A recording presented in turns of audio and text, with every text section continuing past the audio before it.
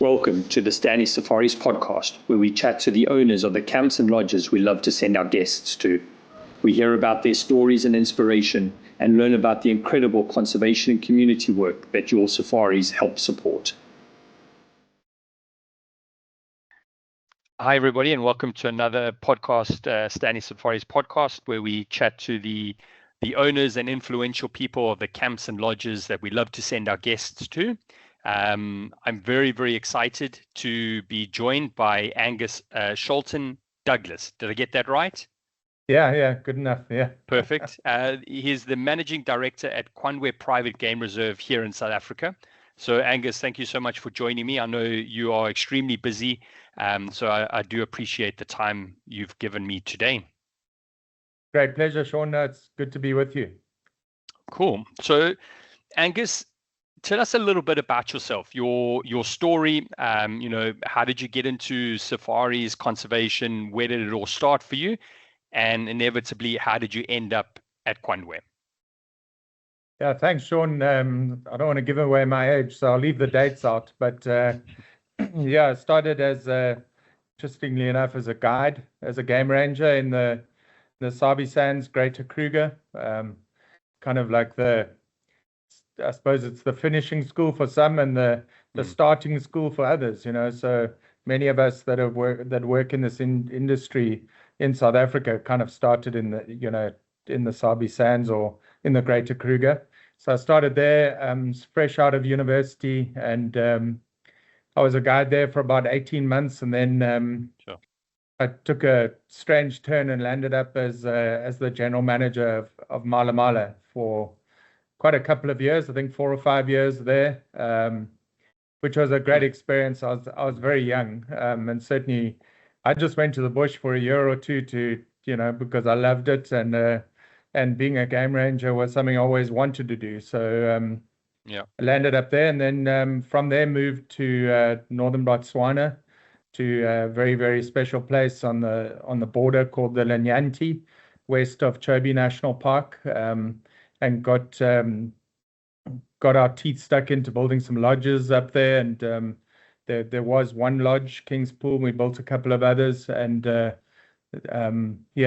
spent a couple of years there until one fateful night, one serendipitous night, should I say. We had, I don't know if they still have it the same way, but every guest had dinner around one big table. Whether you like the people or not, you had lunch, dinner, breakfast with them. I'm sure it's changed. And said to my wife, who was running the camp, I was kind of the concession manager, who the nice people I should sit next to, and sat next to an American couple, and yeah, that night the idea of Kwandwe was born. Yeah, so around the campfire, probably with a beer or gin and tonic, the amount of success stories I've heard that start exactly like that is amazing, under the African stars. So yeah, amazing. So this American couple, who are they? I mean, how did it then go from that conversation to where you are today? Well, yeah, there's a guy called Carl DeSantis, who's from Florida, in the US, and he had just sold a business. Was in the process of selling his business called Rexall Sundown, which was listed on the NASDAQ. So he had some greenbacks to burn, and we had a plan for him. So essentially he and his partner Erica Stewart, they got the safari bug. I mean, they just fell in love with the place. And Erica landed up extending her stay. Carl had to go back, and their initial kind of thoughts were to invest in Botswana, and it was just at the time where all the concessions had been awarded or renewed, and so being from this area, it sort of twisted their arms that the Eastern Cape of South Africa was really just starting to become known. Shamwari had started, Kariga had started, so it was kind of a new area. So to sort of said, well, why don't you come and have a look at this area, and we'll start a greenfields project. And I mean, as you say, so many of these discussions happen under the African stars, the kind of romance of it there, and then it sort of whittles away. But with them, it stayed, Sure, they and had that yeah, bug. yeah, and coming over on the plane, in the old in-flight magazines, there were advertisements for properties that were for sale, and there was a very well-known property in the Sabi Sands, funnily enough, for sale. And he said, "Well, wouldn't it be cheaper if we bought this rather than this mad plan that I had?" And I said it would, but you would never have the same impact. There we could go and change the curtains and kind of a few other things, but here you can actually build something from scratch. And hats off to Carl. He was a developer. He was a maverick entrepreneur. He loved that idea. So, and he'll always be considered. He passed away now, probably about 2 years ago. But I think he'll always be remembered for someone whose entrepreneurial spirit kind of was almost boiling over. But the one thing that he always had at the center of it all was that he wanted to make sure that the people that, he had built an incredible company from selling vitamins in an envelopes out of his garage. He built a $2 billion company. So it's he really had that ability. So, but he also understood the value of people. So he'll be considered forever, and rightly so, a conservationist. But his philanthropy always started with people. It wasn't, if you said to him, "Hey, Carl, there's a lion kill down the road, let's go and have a look," he would say, "You've seen one, you've seen them all." But if you say, "Well, we're going to go and have a look at the school," he would jump on the bus very quickly. Amazing. So that was kind of how the whole ethos of the project started. And then, so sadly, he fell ill in 2011 and sold out to the present owners. Okay. No, sorry about that. But he's obviously left an amazing legacy there with you at the helm, and you guys doing amazing work. Was his idea in terms of investing in Africa, was it always conservation focused, or was it for him to have his lodge as a playground and, come on holidays and things like that? Or was it always about conservation? Yeah, it was always about conservation, but it was also about it being a business that sustained itself. I think that was very important to him, the economic aspect of it as well. I think he understood that tourism model, but yeah, I go back to, our foundation was named after his grandfather in the beginning. We've since changed the name, but I mean, that was kind of his focus. So it was more the kind of, if I can say, the economic upliftment of people around here. He saw that tourism could play a role in that. So it wasn't always about conservation for him.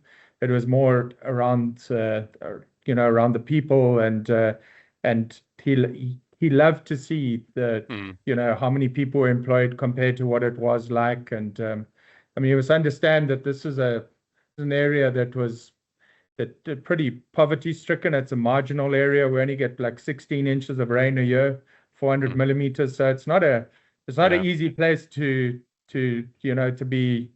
have agriculture. I mean, it's really marginal would be a nice way to put it. It's been through a lot of booms and busts. It's a hard country. This is built for wildlife, not for farming. Yeah. And so back in those days, then Kwandwe didn't exist, or there was something there. So it was brand new. I think when we met, I was up at Kwandwe last year or the year before, and you were looking at a map and going, okay, this farm is available and this one is available, and you kind of presented that to him. What were those farms back then?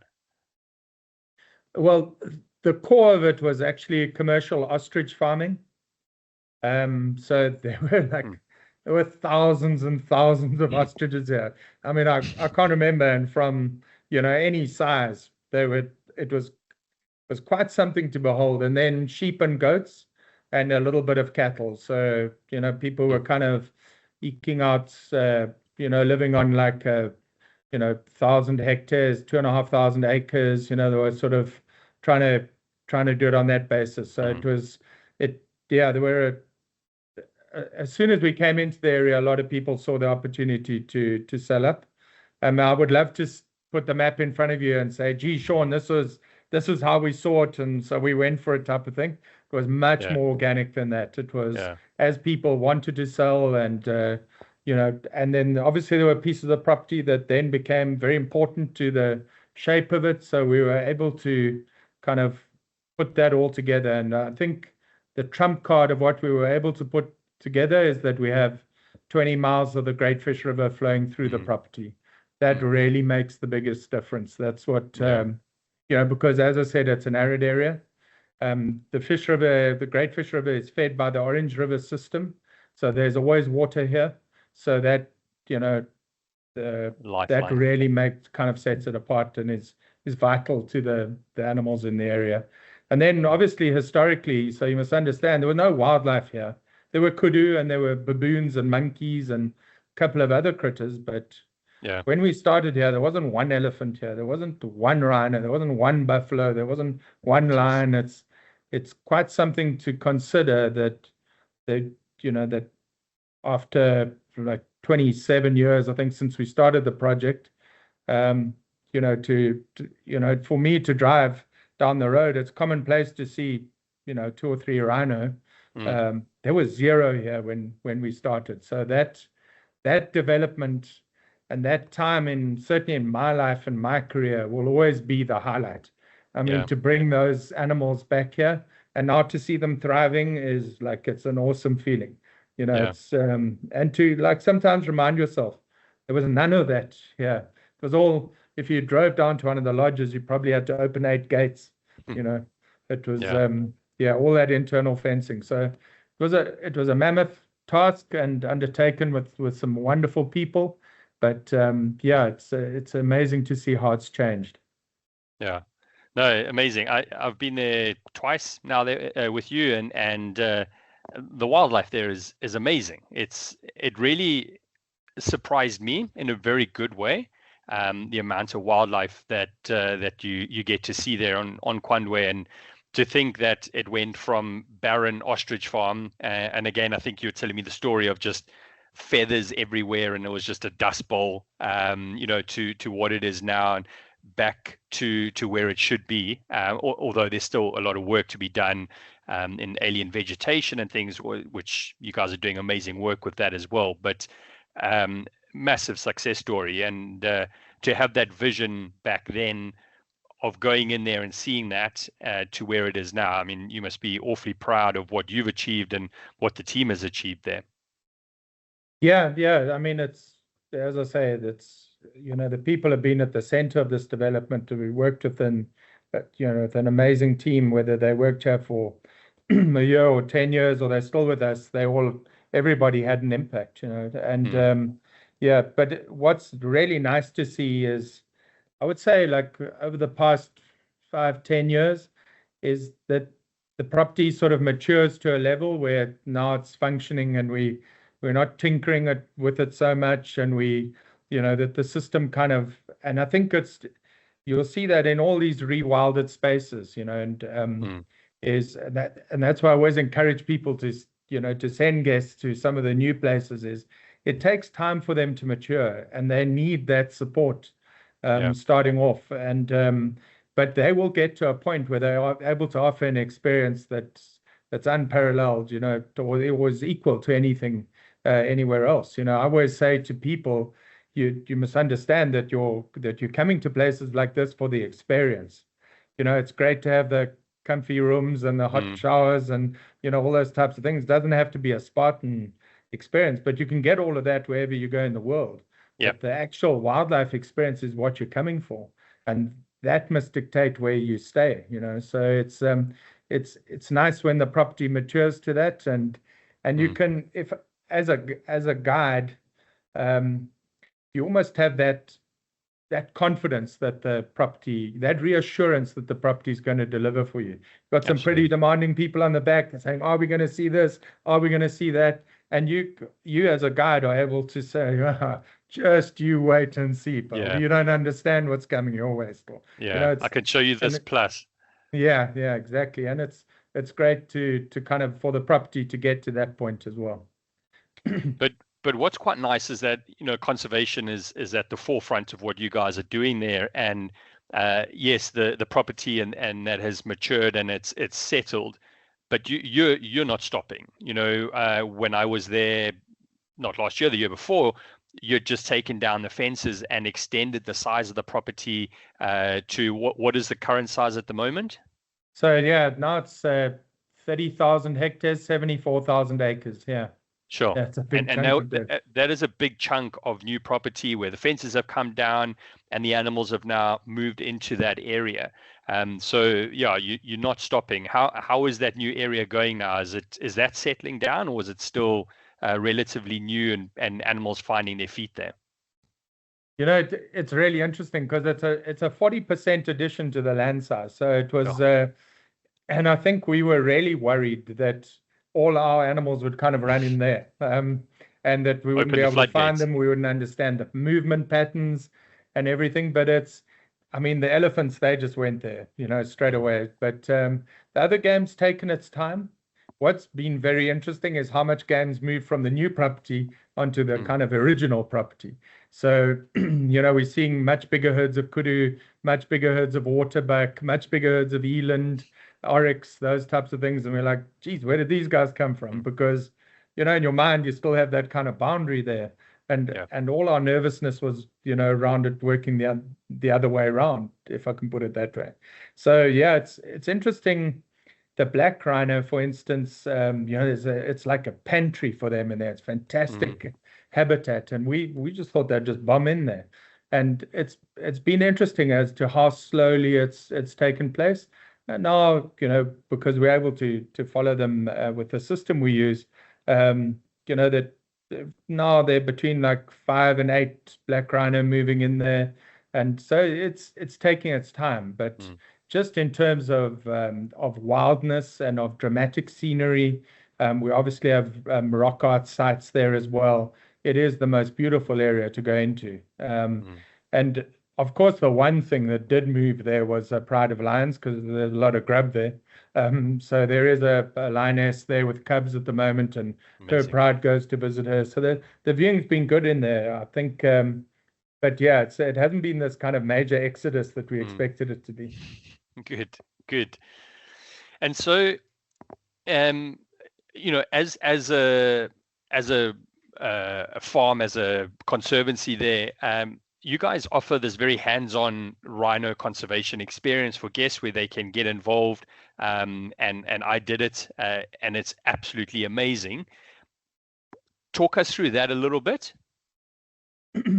Yeah, I think, you know, from our perspective, you know, the understanding, you know, it's understanding what it takes to kind of protect these animals is it's an experience. You know, I'm talking now because I've just done one. I did like at 6 o'clock this morning. We were busy doing one with a good friend of ours from the travel industry. She came around the corner, and there was a young black rhino female that we were busy putting one of our AI collars on. And the emotion, I saw immediately that, you know, because you kind of get to understand how vulnerable the species is, and getting involved in that for guests, whether you come to Africa for the first time, you've been here 100 times, and you're a real Africaphile who thinks you know everything. But I want to tell you that experience it's incredibly humbling. It gives you fantastic insight, and you know, the one thing that I would just stress about it that's so important to why we do it, and we do not do it because a guest is coming. Yeah. So when you book it, you book it with our res team. The reservations will come to us and say, is there an animal available for a procedure, and then we will allocate an animal for the procedure. It's you know, where that intervention is necessary. Under no circumstances are we going to say, well, you know, Mr. and Mrs. Who's What's it are coming, so we're going to dart a rhino. It just doesn't work that way around. We have to do these where it fits in with the norms and standards of rhino management in South Africa. We have a national database of DNA in Pretoria, so our samples get sent up there, and we have to carry out a certain amount of of activity on that animal, especially when it started for the first time in its life. Some of the things we don't even agree with, but we have to kind of do it anyway.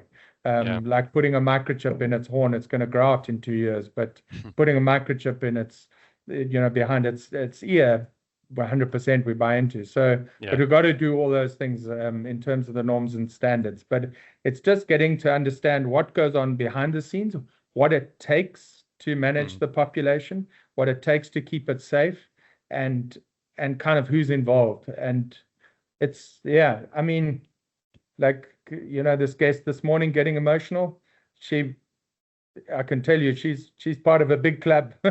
Lots of people get emotional. I'm part of that club. Exactly. I mean, I'm as well, especially if I see someone, appreciating it like that, then I do as well. But it's an amazing experience. And I'll go back to the word vulnerability again. It's about sitting there quietly with that animal, listening to its breathing, and just getting a sense of kind of, the crisis that they're facing. Our white rhino population in South Africa is in decline. I mean, it's going to be a real challenge to change that. And I mean, we'll do it because we've done it before. We have to, but we have to get that population on the increase again. Fortunately, the black rhino population is eking up. And when I started working as a guide, I mean, we once saw the scraping of a black rhino. And it sent this enormous amount of excitement through our whole guiding team because there was a scrape of a black rhino. I mean, now these guys, they don't realize how spoiled they are. I don't think I've seen as many black rhino as I saw in Kwandwe, and not just one or two, good numbers. So for me, it's still one of the best places to see black rhino there, Namibia and some of the places up in Laikipia in Kenya. But what I really loved about the rhino experience that I had with you guys was, I thought we were going to be observers and standing back and watching you and your team and the vets and all that getting involved. And they very quickly changed when people got asked, please come, we need someone to take blood and come and cut hair off here. And someone had to stick their hand up the rhino's backside to take, stool samples out. And you guys got us involved. And that for me was amazing to be part of that experience, not just an observer, but part of it. Just putting your hand on the rhino and feeling it breathing and feeling the breath coming out of its nose and things like that. That was very emotional for me. And I've grown up in Africa. I've seen rhinos plenty times, but to be part of that is definitely was very emotional for me as well. We love sending our guests to Kwandwe and knowing that the money they're spending is going into amazing stuff like this, and to be able to be part of something like that is extremely special. We don't let anybody think it's a holiday camp. They've got to get involved, And I think that just, it kind of reinforces the sort of commitment that we have to what we're doing here. I think, our black rhino population in particular is becoming more important to the national population. Our area is our greater area. So, if you go and read the historians' accounts of this area in the mid-1700s about how the size of the elephant herds that moved up and down the Great Fish River, the fact that you could only move around on the black rhino paths. I mean, this area was always kind of like a real sort of pantry for them and hold a big population. So, it's great to get people involved in it and for the research opportunities that it creates every time we immobilize one. So, got to get a lot of samples out of them. But I'm glad you enjoyed the experience. It's I can see that sometimes people will show the emotion of it, and that's always when it's great. Yeah. So aside from the rhino conservation, what else conservation-wise is going on at Kwandwe? And community, which you said was key back then and still is. community and conservation works hand in hand. So talk us through a little bit of the other conservation work and the community work that you guys are doing. Yeah, I'd say, look, there's always research projects ongoing. Having fitted these artificial intelligence collars to the animals, we're now getting some really interesting rhino data. So papers just come out on the utilization of habitat, on how there are about 3 or 4 documents that have come out just on it's kind of like a unintended circumstance of putting these collars on the animals. So yeah, some really interesting. The most recent one that I read really interesting is how black rhino bulls kind of avoid each other. So you have this idea that they live in these fixed places, but they don't. They move, so that they know when the one moves east, then they can go further east. So it's incredible how they move around each other, and habitat use and a few other things. And then, our biggest ongoing project now is kind of replanting some of the denuded areas with our magic plant, speckboom or pork bush, which is a really interesting plant. It sequesters a lot of carbon. It's able to do it at night as well. So it's, it reverses the process of photosynthesis. So I think we now must be pretty close to 4.8 million truncheons of speckboom that we planted. Wow. And developed different kind of ways of doing it. And we did it initially like in sort of exclosures. Now we're doing it on the main reserve. So learning a lot in that process. So this vegetation is really unique in that it's called subtropical thicket. So, and part of it is succulent. So those plants play a really, really important role in the nutrition of the area, and obviously in our planet, sequestering carbon or storing carbon. So replanting areas that have been denuded by previous land practices, kind of calculating where it grew naturally and then replanting it. It's tough at the moment because it's really, really dry here. So we're kind of the opposite to the Kruger area that have just experienced awful floods. But we kind of saying, can we put a pipeline in there and get some of it down here? But we're still planting. We've slowed down our planting at the moment a little bit. So also an important poverty alleviation program. All these people that are working on the team, there are just over 40 of them, who obviously came from unemployed communities around Kwandwe. So that's also important. And then kind of the other aspect of it is our community foundation, which is called the Ubunye Foundation. Ubunye means together or togetherness. As I say, our foundation used to have another name, the Angus Foundation. We changed that name in 2012. But Ubunye Foundation has now got to a stage where it has over 30 permanent employees. We finance kind of a part of it, probably only about 30-40% of their operating budget. So they fundraise a lot through corporate South Africa, corporate social responsibility initiatives, and focus mainly on economic upliftment, early childhood development, and then and health programs. So we work very closely with governments of Denmark and some others that assist us in those big projects, which are mainly around TB and HIV/AIDS prevention. So early childhood development, we work in I think the last count was 22 different centers. Where I must say the work is incredibly humbling. It's particularly in those early childhood development centers. So we do everything from supply waterborne sewage. So it's right down to those fundamentals. Spend a lot of our time trying to unlock the government to get them to do what they should be doing, which is also another part of it.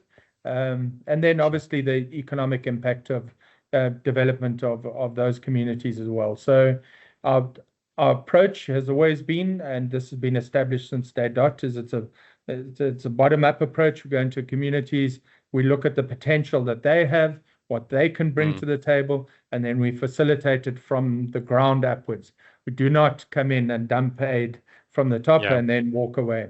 So that's why we have community champions that continue to run the programs, and we liaise with those, all the time. So we with such a big staff, we're able to reach a lot of communities. When I talk about these areas, are mainly in an area in South Africa known formerly as the Ciskei, which is on the eastern side of the Great Fish River, probably around 30, 40 miles to the east of Kwandwe. So while it started here, it's now grown into those areas, and does really important work. I mean, I must say, I sit on the management board. I'm not a trustee. It's very important to us that it's an independent organization. It's also very important to us that it's not called the Kwandwe Foundation. We want it to be independent. We want it to run on itself. If we disappear, they're going to carry on, and that's what's kind of important. So it's not something where we go and seek accolades from or anything like that. Operates on its own. We put the funding through our guest levies into it. We do some fundraising for them on other platforms as well. But when I do go to those meetings, it's amazing to hear the work that they do and the numbers of people that they're able to reach. Sure. Amazing. That's incredible. Well done. Again, well done. So what is the vision? What is new? What is coming up for Kwandwe? Are you continuously looking at expanding the size? Are you happy with where you are at the moment? Or what is the new vision? Yeah, I think, Sean, since we were taken over by the new owners, and we the Shrest family, and who started the ownership in the beginning of 2012, we've been on quite an aggressive sort of land acquisition and developing that side of things, and making sure that we have better kind of long-term sustainability from that perspective. We did add the Fort House, one of our villas, so another 8 beds there.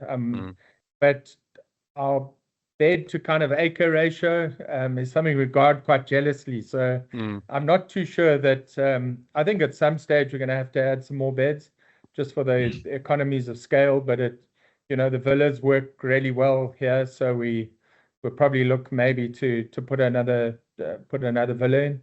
And in terms of what's new, it's really what's old. So in September this year, we would be 25 years old. We've been operating for 25 years.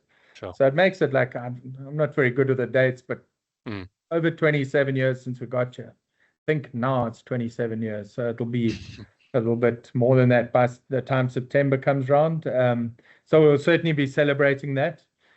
We've got a leopard documentary coming out called Shadows of the Cape, working with a very talented young cinematographer called Josh Maritz, who's been shooting Shadows of the Cape for about a year now. It's got some amazing footage. I keep asking him when he's going to make the movie. He just seems to accumulate more and more footage. But so that's also an exciting thing that we'd like to kind of launch that around our 25-year celebrations. But further than that, it's around pushing the experience that our guests can have. I was a guide once, so guiding to me and the standard of our guiding is of critical importance. So, I don't ask people what's on the menu or what the recipe is in the kitchen, but I'm really interested in how the guides are doing.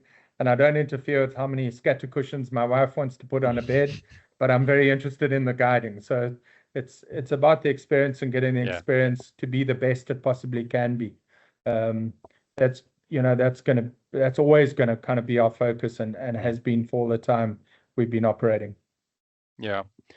And you've touched on it briefly in terms of the team, the staff, and we were chatting the other day at the event we were at, and you were saying the regular feedback about the team is the most commented thing on the feedback forms. And we had a guest there towards the end of last year.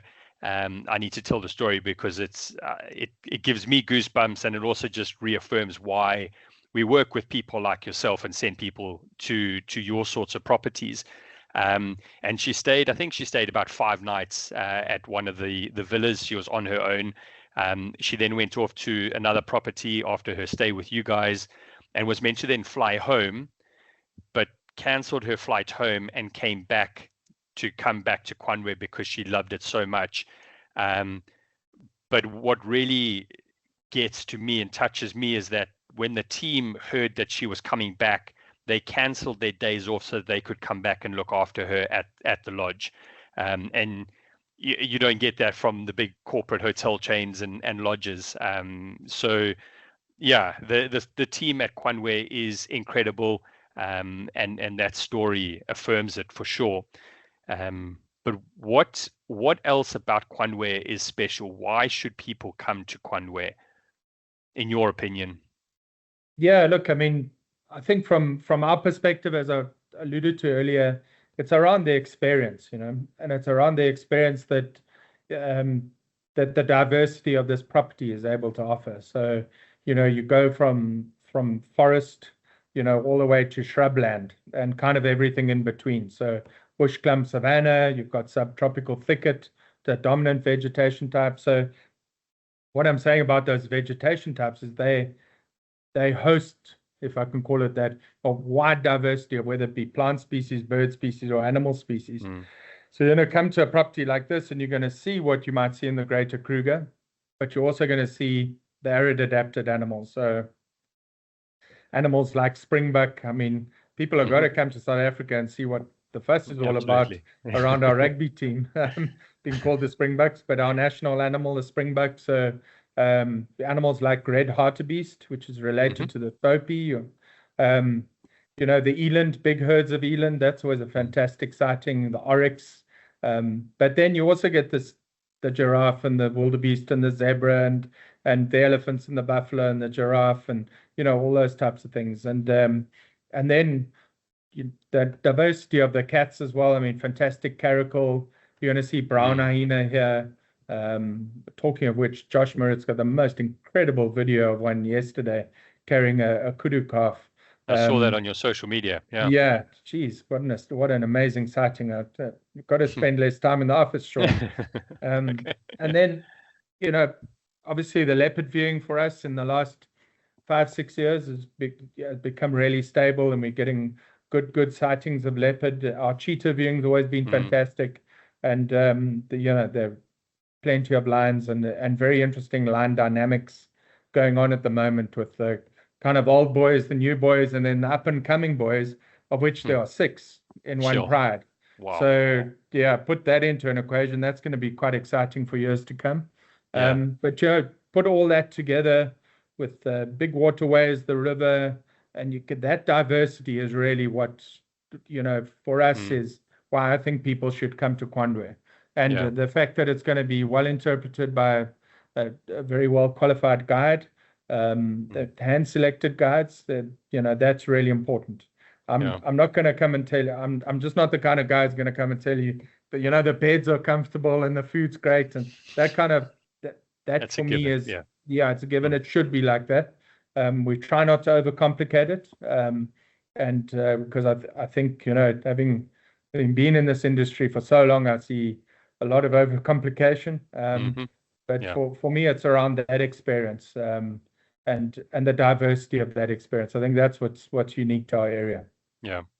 So when I look at who we partner with, there's basically 4 things, and privately owned is one of them, and you guys tick the box. Conservation and community, big part. You guys tick that box. The guiding experience for me is key. A guide makes or breaks your safari experience. I used to be a guide. You used to be a guide. We know the importance of guiding, so that is hugely important. And then location and experience. So you guys, you tick all of those boxes, and that's why we love sending our guests there. The feedback is incredible from people that have stayed there. The wildlife viewing is far better, as I said, than I was imagining. Amazing cheetah. We saw a female cheetah take a springbuck and feed her cubs. Amazing lion sightings. We were tracking a leopard, black rhino sightings, and then you say like the oryx, the springbuck, all these other animals that you don't get up in the greater Kruger area. So that diversity for me makes it such an incredible destination. And then the vehicle density is, I mean, amazing. You don't see anybody else. You're not being pushed off sightings. When you come across something cool, you get to spend time with it. And again, that's hugely important. We don't want people coming to Africa and having their 10 minutes on a leopard sighting before the queue of vehicles behind them is pushing them on. So yeah, Kwandwe is a preferred option for our guests. Amazing for families with those villas. Having a whole villa to yourself and your family is incredible. Your own safari house in the middle of this prime wilderness area is incredible. So yeah, Angus, well done. Thanks for always looking after our guests so well, and thank you for your vision the 27 odd years ago for seeing this and going, let's do something with it, and kind of getting it to where it is today. A huge success story. Well done to you and your team. And hopefully we'll continue to send many, many more guests your way, and continue the incredible conservation and community work that you guys are doing. Great. Thanks very much, Sean. Yeah, I really appreciate the opportunity to chat. What impressed me most is the passion that Angus and his team have for conserving this very unique part of South Africa. Listening to where Kwandwe has come from to where it is today means that this must be one of South Africa's most successful conservation stories. So well done to Angus and his team. If you're planning a safari to South Africa, make sure you include Kwandwe in your itinerary, knowing that you are directly contributing to the conservation of both black and white rhino, as well as other wildlife in this unique part of the country. In 2 weeks' time, I'm going to be chatting to Storm Mason, one of the owners of Kilepo Camp in Samburu Land in northern Kenya. We're going to hear how she ended up in one of the remotest parts of Africa. So stay tuned, you're not going to want to miss this one.